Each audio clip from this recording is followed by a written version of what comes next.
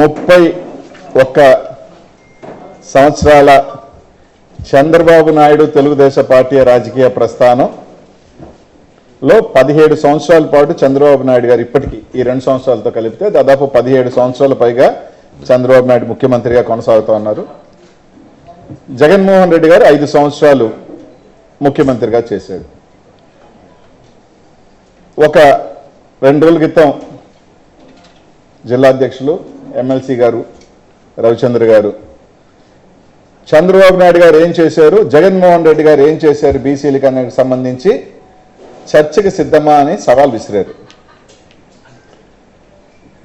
రవిచంద్ర గారు చెప్పినట్టు place, time, location ఎక్కడికి చెప్పినా ఇదే జిల్లా, రవిచంద్ర గారు నేను ఇదే జిల్లా, నేను ఎప్పుడైనా చర్చకి సిద్ధం అంటే 95 చంద్రబాబు నాయుడు గారు ఎన్టీ రామారావు పార్టీ లాక్కున్న దగ్గర నుంచి తెలుగుదేశం పార్టీ.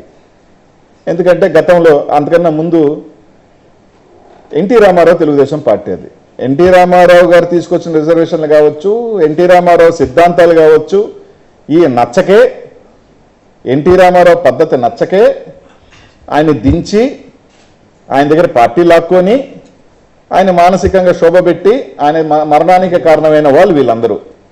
కాబట్టి చంద్రబాబు నాయుడు గారి తెలుగుదేశం పార్టీ ప్రస్థానం ఏదైతే 1995 దగ్గర నుంచి ఈ రోజు దాకా దీంట్లో ఆయన 4వసారి ముఖ్యమంత్రిగా ఉన్నాడు. జగన్మోహన్ రెడ్డి గారు 5 సార్లు ముఖ్యమంత్రిగా ఉన్నాడు. జగన్మోహన్ రెడ్డి గారు బీసీలకి ఎన్ని పదవులు ఇచ్చాడు, రాజకీయంగా ఎంతమందిని అత్యున్నత రాజ్యసభల దగ్గర నుంచి కింద స్థాయిగా ఎంతమంది, నేను ఎప్పటికీ కూడా ఎప్పుడు చెప్పినా రవిచంద్ర గారు లొకేషను, టైము, ప్లేసు అన్నీ ఆయనకి వదిలేస్తున్నా, ఎప్పుడైనా నేను చర్చకి సిద్ధమే అని తెలియజేస్తూ ఈరోజు ఇంకొకటి చెప్పాడు. అనిల్ కుమార్ యాదవ్ ప్రెస్ మీట్ పెట్టింది బీసీల రిజర్వేషన్కి అడ్డుకట్ట వేసేదానికంట. గతంలో జగన్మోహన్ రెడ్డి గారు ముఖ్యమంత్రి అయిన తర్వాత జగన్మోహన్ రెడ్డి గారు ఏదైతే ఒక జీవో తీసుకొచ్చి 34% రిజర్వేషన్ ఇవ్వాలి అంటే ఇవ్వకూడదు అని చెప్పి సుప్రీంకోర్టులో కేసు వేసిన వ్యక్తి ఎవరు? ఇదిగో ఈయన బీరు ప్రతాప్ రెడ్డో బిర్రు ప్రతాప్ రెడ్డో మీ పార్టీకి సంబంధించిన వ్యక్తి కాదా? ఇది కాదా అవునా చెప్పండి, రెండే సూటి.